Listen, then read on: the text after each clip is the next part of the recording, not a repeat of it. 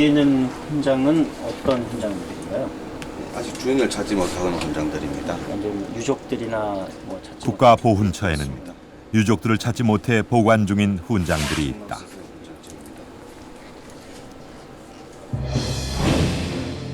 안창남의 훈장증도 주인을 찾지 못한 채 남아있다. 2001년 8월 독립운동에 대한 공적이 인정되어 수여된 훈장이다.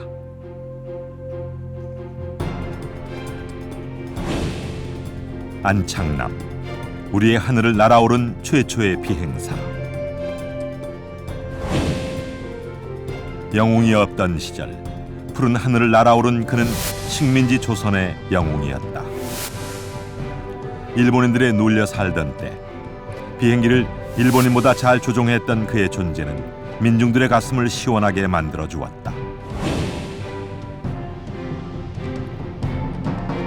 그러나 영웅의 존재는 사라져갔다. 독립운동을 했다는 이유로 그와 관련된 내용은 검열을 통해 책과 신문에서 사라져갔다.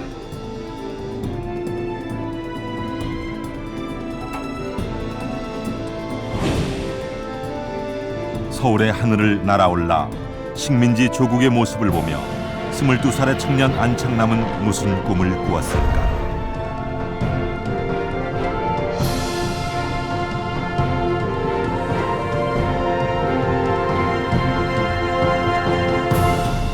안창남, 이 이름을 기억하십니까?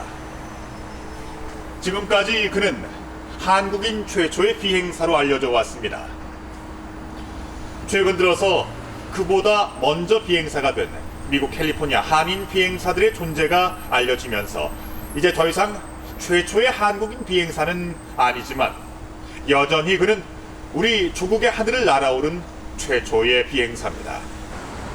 그가 식민지 조선의 하늘을 날아오른 것은 불과 그의 나이 22살 때의 일이었습니다. 1922년 12월 바로 이곳 여의도였습니다. 식민지 조선의 하늘을 날아오른 안창남의 비행은 당시 식민 통치 하에서 희망을 보지 못했던 조선 민중에게 커다란 자긍심을 느끼게 해주는 일대 사건이었습니다. 안창남은 조선의 영웅으로 떠오릅니다. 안창남은 바로 이 금강호를 타고 서울 하늘을 날아올랐습니다.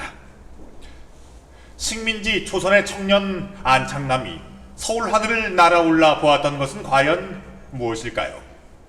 그리고 그가 꿈꾸었던 것은 무엇일까요? 한강공원에서 여의도 광장으로 이어지는 터널은 우리 항공 역사의 선구자 안창남을 기념하는 공간으로 꾸며져 있다. 1922년 그의 고국 방문 비행을 같이 했던 금강호의 모습도 볼 수 있다. 금강호는 안창남이 일본에서 직접 가져온 비행기였다. 원래 금강호는 프랑스제 뉴포트 비행기다. 1차 대전 당시 전투에 쓰였던 기종으로 1인승의 복엽기였다.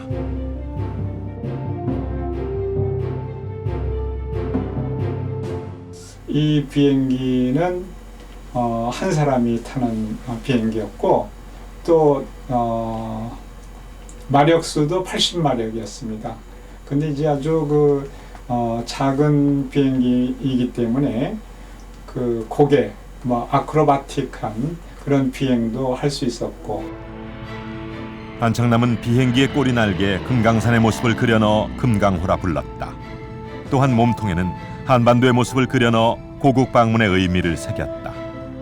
12월 10일 여의도에서 이륙한 금강호는 1차로 15분 동안 서울 하늘을 날았다. 이어진 2차 비행에서는 고난도의 고기의 비행을 선보여 구경 나온 서울 시민들의 환호와 갈채를 받았다. 이날의 비행을 보기 위해서 수많은 사람들이 여의도로 몰려들었고 임시열차가 운행될 정도였다. 서울 시민들은 조선 청년 안창남의 비행에 열광했다. 경성 인구가 30만이었다고 합니다. 근데 12월 10일이라고 그러면 아주 혹한인데 추운 날씨임에도 불구하고 5만 명이 와서 그 안창남 비행사의 그 비행수를 보고서 감격하고 만세를 부르고 굉장했던 거죠. 이번 그만큼 그 민족의 자존심과 자긍심을 크게 심어준 그런 사건이라고 말할 수 있겠습니다. 지금까지 이제 안창남 박정규 교수는 안창남 기념사업회 회장으로 자료 수집을 해왔다. 안창남과 관련된 노래도 그 중에 하나다. 안창남을 한 번도 보지 못했던 사람들도 그 노래를 전해 들었고 기억하고 있었다. 이 노래는 저 어렸을 적에 우리 외할머니가 가끔 불러주시던 건데요.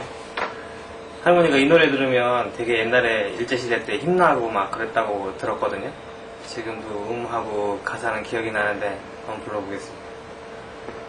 떴다 보아라 안창남의 비행기, 내려다 보아라 엄복동에 자전거 간다. 떴다 보아라 안창남 비행기, 내려다 보니 엄복동에 자전거라. 떴다 보아라 안창남의 비행기, 내려다 보면은 엄복동 자동차. 22살의 젊은 청년 안창남은 이제 조선의 민중들에게 희망의 존재였으며 영웅이었다. 내려다 보아라 엄복동에 자전거 간다.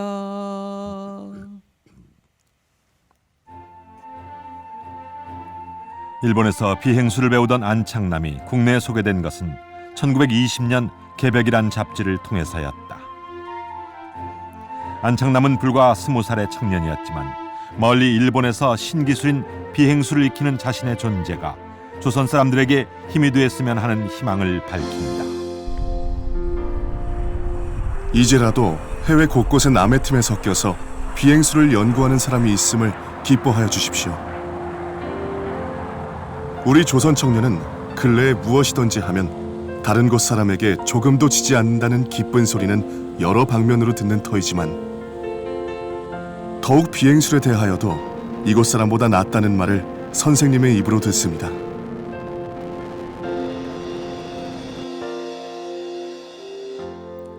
안창남은 비록 식민지배를 받는 조선 사람이지만 자존심을 잃지 않으려 했고 고국 방문 비행은 그런 의미였다. 조선 사람으로는 아직 한 번도 날아올라보지 못한 조국의 하늘.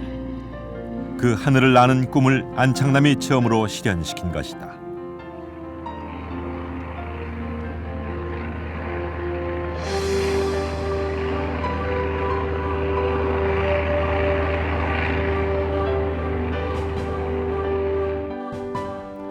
안창남은 고국 방문 비행 후 기고를 통해 소회를 밝혔다. 그는 우리의 하늘을 우리가 먼저 날지 못하고 미국인과 일본인들에게 앞서 우리의 하늘을 내어준 것이 우리에게 모욕 또는 위협이라 생각했다.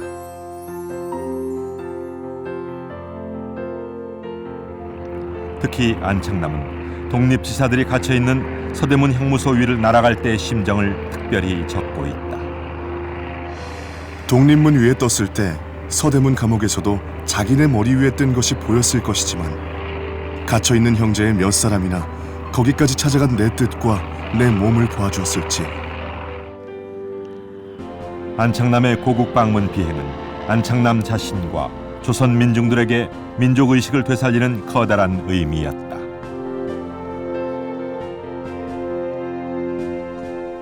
(1917년) 서울에선 미국인 비행사 아트 스미스의 고개 비행이 있었습니다. 하늘을 날 수 있다는 것을 상상조차 하지 못했던 조선 사람들에게 그의 고개 비행은 실로 깜짝 놀랄 만한 일이었습니다. 이후로 식민지 조선의 많은 젊은이들은 하늘을 나는 꿈을 꾸기 시작합니다. 푸른 하늘을 마음껏 날고 싶어 했던 것은 답답한 식민지 현실을 벗어나기 위함인지도 모릅니다. 비행사가 되고 싶었던 몇몇 젊은이들은 일본으로 건너갑니다. 안창남도 그중 한 명이었습니다. 1919년 그의 나이 19살 때였습니다.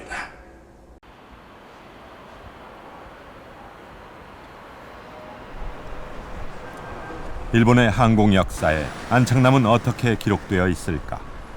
일본 항공협회를 방문해 기록을 찾아보았다.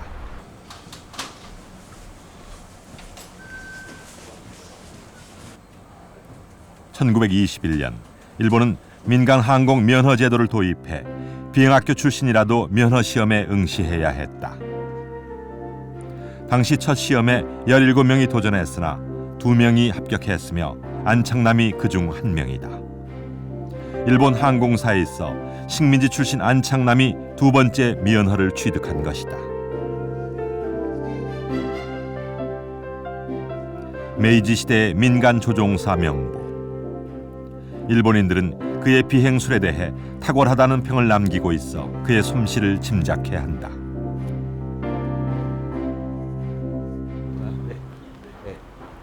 (1919년 8월) 일본에 온 안창남이 찾은 곳은 비행학교가 아니고 비행기 제작소였다. 지금은 쓰레기 소각장이 들어선 이곳에 안창남이 비행수를 배우기 위해 입문한 아카바네 비행기 제작소가 있었다. 그는 이곳에서 6개월 동안 공부한다. これは岸一太という方が作った飛行機を作る工場だったとされています。飛行機だけではなくてエンジンなんかも作っていたというふうにされています。今から90年ほど前のお話ですね。 아카바네 비행기 제작소는 군용 비행기의 용품을 납품하는 곳으로 비행기 제작과 함께 비행술도 가르치는 곳이었다. 안창남은 이곳 기계부에서 비행기의 원리와 정비 등에 대해 공부했다. 안창남은 일단 비행가가 되기 위해서는 기술을 비행기를 제작할 수 있는 기술 이러한 게 있어야 한다라고 확신을 해서 그걸 먼저 습득을 했었던 거죠. 그래서 아마도 그 비행기의 제작 기술이나 정비 기술 뭐 이런 게 뛰어났다라고 말할 수 있겠습니다.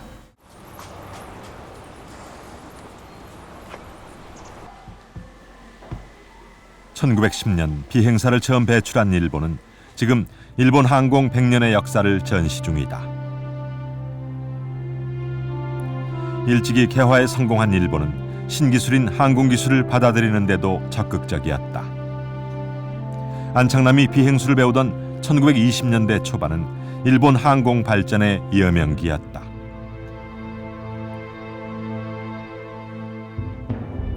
비행사를 배출한 지 불과 10년이 안 됐지만 외국에서 비행술을 배운 사람들이 돌아와 비행학교를 세우고 민간과 군에서 비행기 제작에도 힘쓰던 시기였다.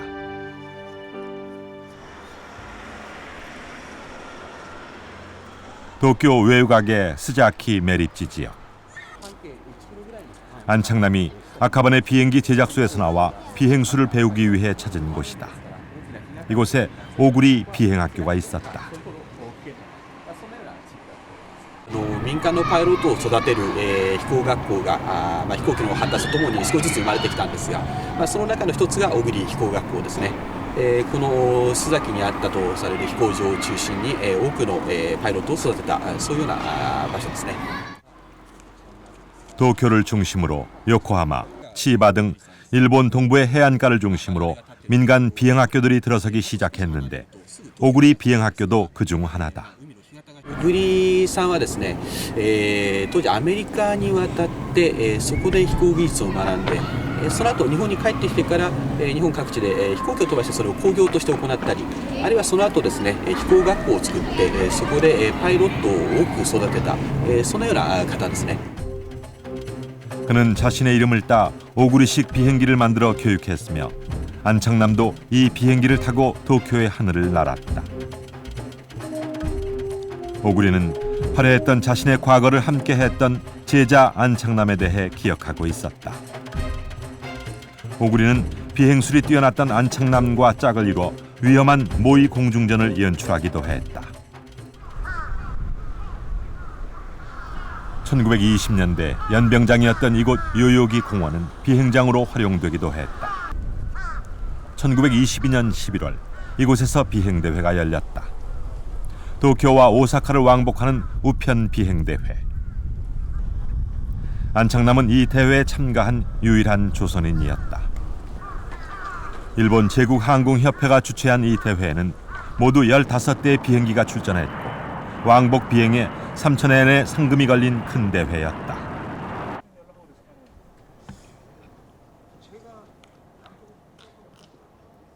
당시 일본 언론은 이 비행대회를 어떻게 보도하고 있을까?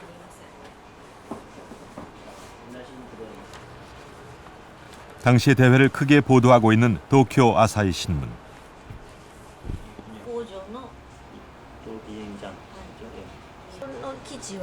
의외로 일본 비행사는 사진 한 장 없었고 안창남의 비행을 크게 보도하고 있었다. 사진의 주인공들은 당시 식민지 출신으로 대회에 참가한 대만 출신 비행사와 안창남이었다.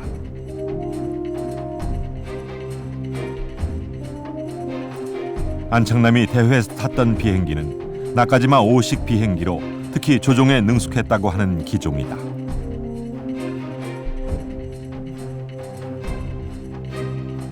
오사카로 가는 비행은 폭풍우 속에 여러 번 추락의 위험을 넘긴 목숨을 건 비행이었다.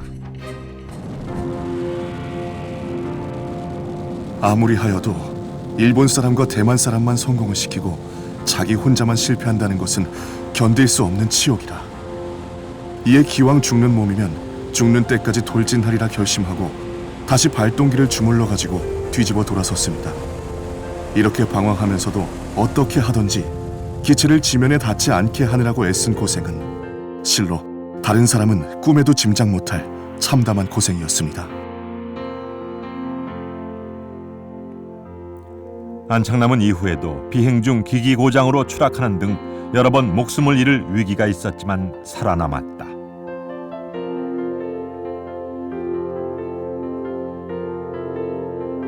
비행기 정비와 조종 기술이 그만큼 탁월했기 때문이었다. 도쿄 오사카 왕복 우편 비행은 일본 항공계에 안창남이란 이름을 깊게 새기는 계기가 되었다.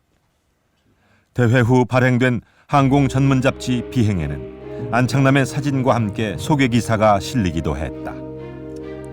폭풍우를 뚫고 고장난 발동기를 고쳐가며 왕복 비행을 완수한 안창남이 다른 일본 비행사들을 제치고 주목을 받은 것이다. 단 한 명의 조선 사람이었지만 일본인에게 전혀 뒤처지지 않는 비행 실력을 보여준 것이다. 이 대회에는 일본 최고의 비행사 15명이 참가했는데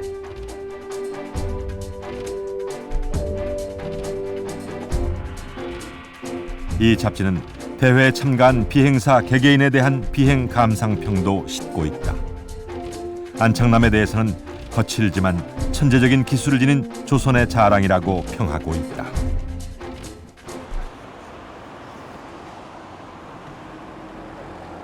요코아미초 공원은 1923년 9월에 있던 관동 대지진의 희생자를 추모하는 공원이다.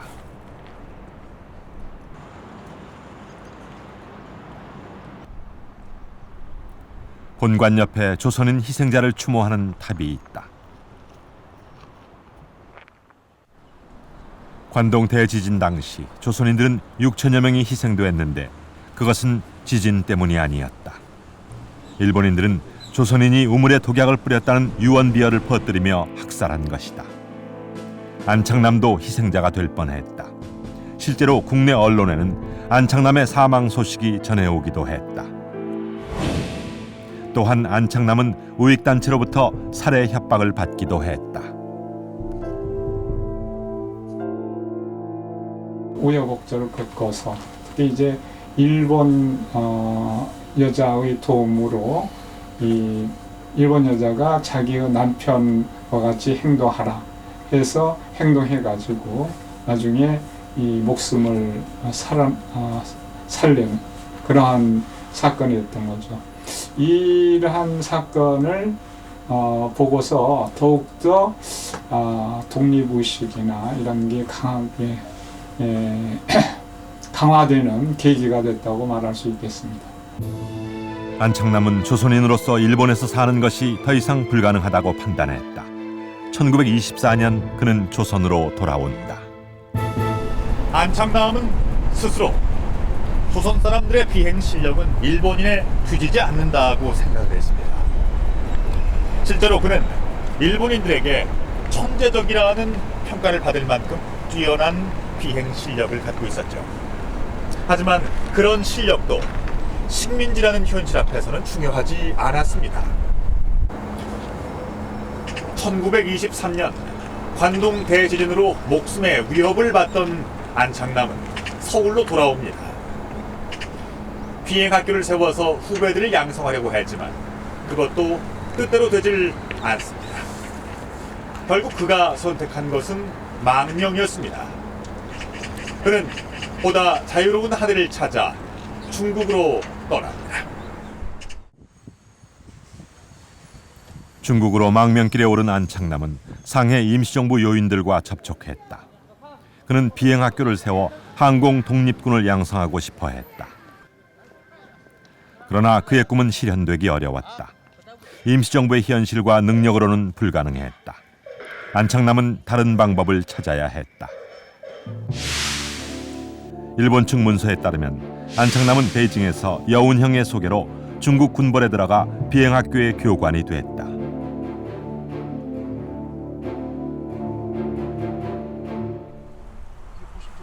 그리고 4년이 지난 1929년 4월 서울에서 춘천으로 가는 경기도 양주시 마치고개에서 세상을 놀라게 하는 사건이 일어났다.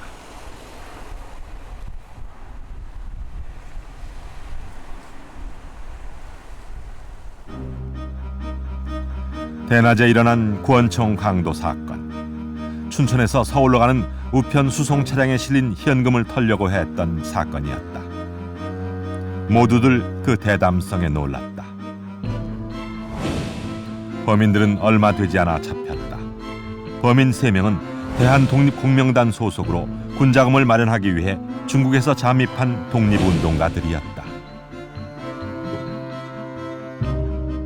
독립운동 자금을 마련하는 것이 상당히 어려웠던 그런 시기였습니다. 그렇기 때문에 이제 독립운동 자금을 마련해야지만 독립운동을 할 수 있고, 그렇기 때문에 그런 사건을 벌였던 것인데 1920년대 후반에는 이렇게 드러나는 활동이 잘 이루어지지 않는 그러한 시기였기 때문에 이것이 이제 더욱더 국내에서 큰 주목을 받을 수 있었던 그런 사건이었다 이렇게 이해할 수 있겠습니다.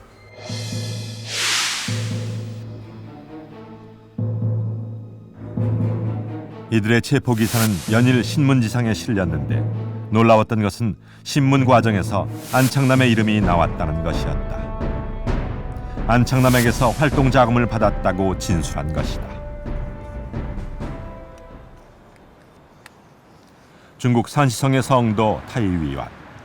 중국으로 건너간 안창남은 이곳 타이위안에서 지냈다. 그는 이곳에서 독립운동 단체를 결성해 활동했다. 대한독립공명단이 결성된 곳이 바로 이곳 타이위안이다. 글쎄, 이렇게 규모가 컸다 그러니까. 안창남은 산시성의 군벌 이엔시산의 후원을 받고 있었다. 그는 이엔시산의 후원 아래서 조국 독립에 원대한 꿈을 키우고 있었다. 그것은 무장투쟁이었다. 자금을 한 150만 원 정도 마련하고 그걸 통해서 한 5개 사단 한 7만 5천 명의 병력을 양성한 다음에 결정적인 시기에 이제 함경북도나 평안북도를 통해서 국내 침공작전을 하면 일본 내에서 분명히 우리의 독립군들을 공격하기 위해서 쫓아올 것이다. 그때 중국 지역이나 소련 지역으로 이렇게 도망을 하면 그때 이제 중국과 소련과 일본군이 전투를 하게 될 것이다. 그때 우리는 이제 중국과 소련과 연합해서 일본과 싸우면 독립을 쟁취할 수 있을 것이다. 라고 하는 이런 원대한 계획을 갖고 있었던 것 같습니다.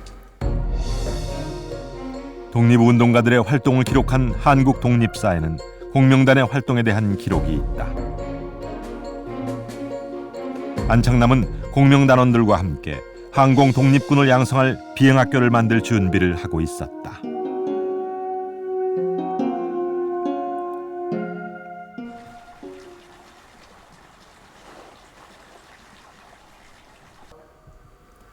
국사편찬위원회에는 대한독립공명단 사건에 대한 일본 검찰 신문 기록이 보관되어 있다. 베일 속에 가려진 공명단의 실체를 파악할 수 있는 주요 자료다. 체포된 공명단원들은 단장이 누구냐는 일제 검찰의 추궁에 단장은 안형명이란 인물이라고 밝힌다.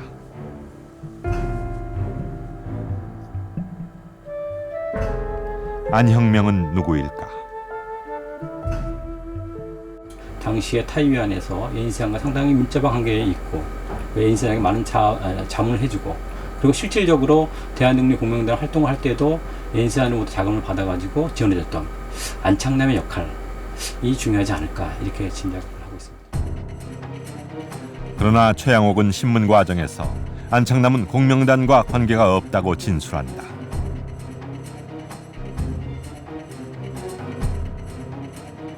최양옥은 해방이 되고 나서야 자신이 직접 쓴 수기에 안창남과의 관계를 밝힌다. 안창남과 함께 중국에서 대한독립공명단을 조직했다는 것이다. 아마 신문 조서에 나와 있는 그 안창남에 대한 기록이 이제 안창남을 보호하기 위한 진술이 아니었다라는 생각이 들어서 그래도 뭐 수기가 훨씬 더 정확하다라고 보여지기 때문에 안창남이 단장이 아니었던 거라서 단장이었기 때문에 보호하려고 했던 게 아닐까.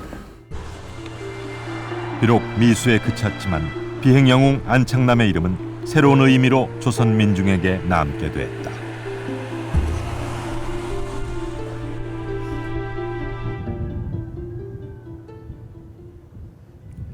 (1911년) 신해혁명 이후 중국은 군벌들이 각 지역을 지배하는 시대가 된다.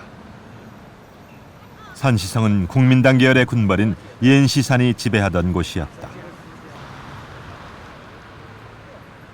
옌시산은 풍속개혁과 광공업 개발에 힘써 모범적인 군벌로 명망을 얻고 있었다. 옌시산 他是周至领导山西辛亥革命的一个重要人物。1911年辛亥革命山西辛亥革命成功以后啊，他就是驻征山西，就是这个军政这些大权的都由他控制着掌握的。 특히 옌시산은 공군력을 중요시 여겼다. 1920년대 중국에는 항공학교를 운영하는 군벌들이 여럿 있었는데 옌시산도 그중 한 명이다. 옌시산에게 있어 안창남은 특별한 존재였다. 안창남은 1등 비행사 자격을 지닌 데다 항일투쟁을 목표로 하고 있어 옌시산의 신임을 얻을 수 있었고 산시 항공학교의 초창기부터 주역으로 활동한다. 얼마 만에 다시 이제 2년 반 만에 온 것입니다. 예. 예.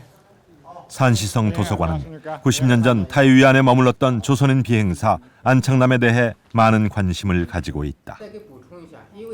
중일전쟁과 국공내전으로 많은 자료가 소실되어 당시의 자료는 많이 없었으나 다행히 중일전쟁 이전 산시성 항공 역사를 기록한 자료가 있었다. 안창남은 안호라는 중국 이름을 가지고 있었고 별명은 이호자였다. 就是他胆子比较大啊，什么都不怕，就这个意思。拿中国人来说，就这个意思。中国话。 산시성 도서관 측에서 찾은 또 하나의 자료는 1925년 제작된 당시 타이위안의 지도. 이 지도를 통해 안창남이 교관으로 있었던 항공병단이 있던 위치를 파악할 수 있었다.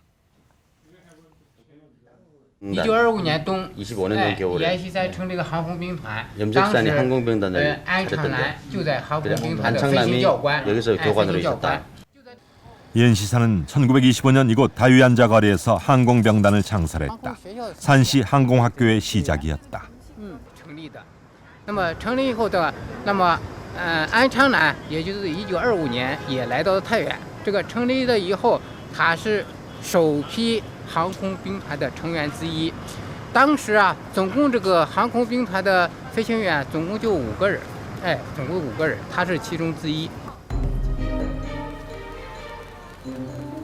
베이징을 떠나 타이완에 온 안창남의 망명 생활도 항공병단의 출범과 같이 시작됐다.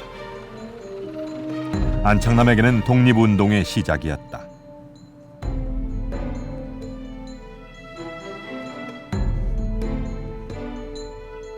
허베이성의 바오딩 군관학교, 대표적인 중국의 군사학교로 비행학교도 같이 있었다. 항공 독립군이 되고 싶어 중국으로 망명한 조선인들도 이곳 군관학교에 입학했다. 항일투쟁에서 공군의 중요성을 알고 있었으나 스스로의 공군이 없던 탓에 중국군에 들어갈 수밖에 없는 형편이었다. 국내 언론에도 가끔씩 이들의 활동이 보도되기도 했다. 이들은 훗날 광복군에 들어가기도 하고 한국 공군 창설에 기여한다. 바오딩 출신 최용덕은 해방조국의 공군 참모총장까지 된다. 이들의 활동에는 명망 있는 독립운동가들의 지원이 있었다. 중국인들이 자신들이 전쟁을 준비하기 위해서 세운 항공학교에, 비행학교에 외국인인 한국인을 받아들인다는 것은 누군가의 그 신분적인 보증이라든가 재정적인 보증 같은 것들이 필요했을 거라고 생각이 들어요. 근데 그런 것들을 누가 해주느냐 하면 이제 중국의 그 독립운동가들, 군벌이라든가 이런 데 개인적으로 이들 관계가 있는 명망 있는 독립운동가들이 하지 않았을까. 예를 들면 안창호라든가 김창수 선생님이라든가 또 이후에는 홍일홍 김구 선생님 같은 경우도 그런 분들이 나오고 합니다. 그렇게 비행학교를 나온 젊은 비행사들은 우리 국적 대신 중국 국적으로 중국군에 들어가 일본과의 전쟁에 참가해 싸웠다. 그중 일부는 중국의 하늘에서 산화하기도 했다. 1930년 국내 언론엔 안창남 사망 뉴스가 보도됩니다. 1923년 관동 대지진 때에도 역시 그의 사망설이 보도됐습니다만 결국 오보로 밝혀졌죠. 하지만 이번 사망 소식은 사실이었습니다. 멀리 중국으로부터의 소식이었기 때문에 비행기 이착륙 도중에 추락으로 사망했다는 것이 전부였습니다. 어떻게 왜 추락하게 됐는지에 대해서는 전혀 알려진 바가 없었습니다. 게다가 안창남은 독립운동을 했기 때문에 조선 총독부에선 그의 행적에 대해 보도 통제령을 내려놓은 상태이기도 했습니다. 식민지 조선의 젊은 영웅 안창남. 30살의 젊은 나이로 중국 하늘에서 산화한 그의 사망의 진실은 무엇일까요?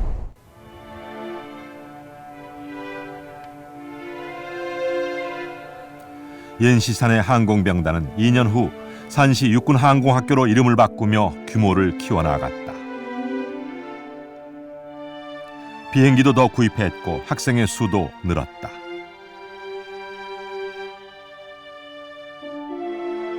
안창남은 교관으로 능력을 인정받고 있었다. 또한 안창남은 옌시산의 전용기를 몰았다. 안창남负责驾驶这架飞机，由此可见，这个当时对安창남是很信任的。你比方说，他阎锡山的专机不是随随便便的可以让人开的。 그러던 1930년 4월 그의 사망을 전하는 기사가 국내 언론에 보도된다. 조선의 영웅 안창남이 비행 중 추락사했다는 것이다.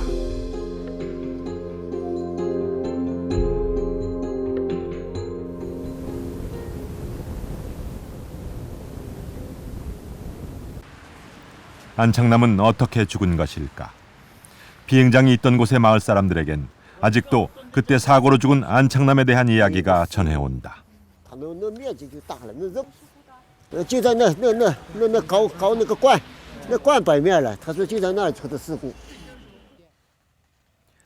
비행장이 있던 곳은 지금 철강 공장으로 변했지만 철망 너머 머지않은 곳에 활주로가 있었다.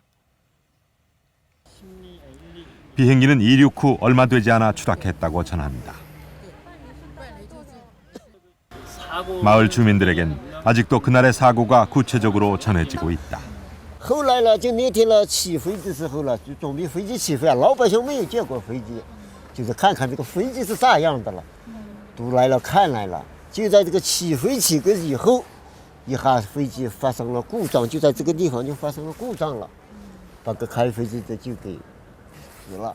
后来了，就给他个立了一面碑，而且是埋到那个听那个80岁老汉是埋到那个地方了。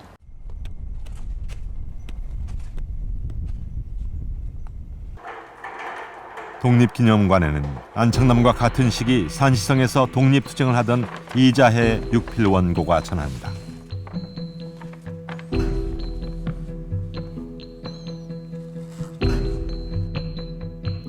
이자해는 의사였고 옌시산의 아버지를 치료할 정도로 옌시산과 친분이 있어 안창남의 죽음에 대해 직접 들었다고 한다.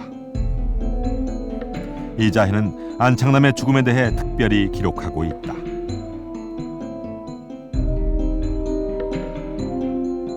안창남은 중국인 항공학교의 교장과 사이가 원만하지 못했는데 그 교장이 안전 상태가 나쁜 비행기를 안창남에게 타라고 명령했다는 것이다.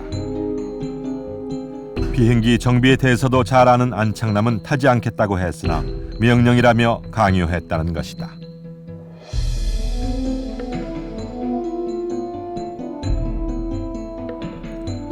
산시성의 도서관에서 안창남의 죽음에 대해 알 수 있는 당시의 신문을 찾아냈다. 산시성의 항공동호회가 참사 이틀 만에 낸 부고기사는 사고의 원인을 밝혀내고 있다. 안창남의 죽음을 밝혀주는 최초의 자료다. 일본에서 수차례 죽음의 위기를 헤쳐온 조선의 항공 영웅 안창남에겐 너무나 허무한 비극적 최후였다.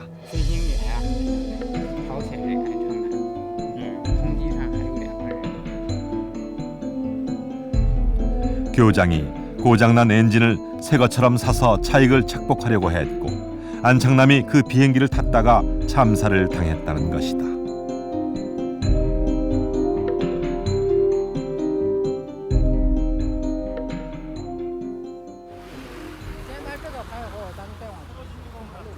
사고 후 안창남은 어디에 묻혔을까?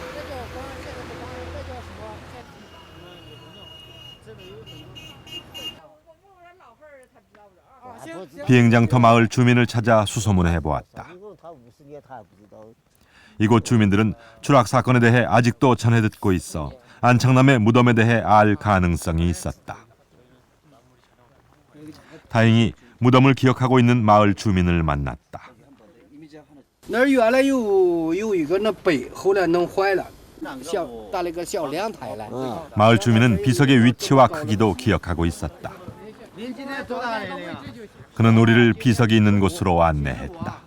有一年找我家就在这个地方来。碑吧？这碑就在这儿，早就到了，当了那个点就是了。哎，这个碑大概有多大？你知道？不大，你这么宽宽有。不，你看的这个碑是不是已经是残碑了？啊，残碑了。啊，残碑这么大。嗯。哦。残碑它这。你说在这个什么位置？就在这，我那时候记得就在这个地方了。哦。 그는 비문에 적혀있던 말을 정확히 기억했다. 这个大字就写了这个永怀飞将，永怀飞将。 영회 비장. 그러나 가슴에 묻은 안창남의 죽음을 다시 기억하는데 80년이 흘렀다. 안창남의 사망 후 옌시사는 그의 죽음을 기리기 위해 무덤가에 비석을 세우고 울타리를 쳤다고 전한다.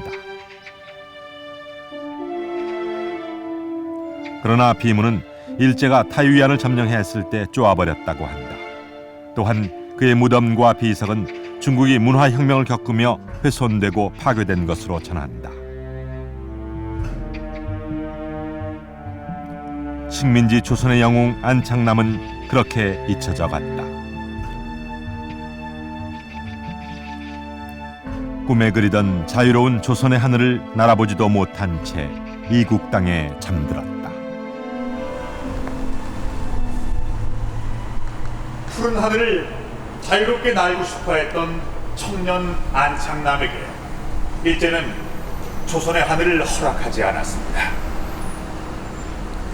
안창남은 젊은 나이였지만 이런 식민지 조국의 현실을 절실히 느꼈고 자유로운 조국의 하늘을 되찾기 위해 중국으로 떠났습니다. 이제 조국의 하늘은 중국 하늘에서 그와 함께 산화해간 조선의 젊은 영웅들의 투쟁으로 자유로운 하늘이 되었습니다. 그러나 일제강점기 희망 없이 살던 우리에게 젊은 영웅으로 떠오른 안창남은 시간의 흐름과 함께 우리의 기억 속에서 잊혀졌습니다. 그의 꿈도 치열했던 조국 광복을 위한 그의 투쟁도 함께 잊혀졌습니다. 안창남이 이곳 여의도에서 첫 비행을 한 지도 89년이 되었습니다. 그의 꿈과 희망, 이제 다시 한번 깊이 생각하고 기억해야 할 때입니다.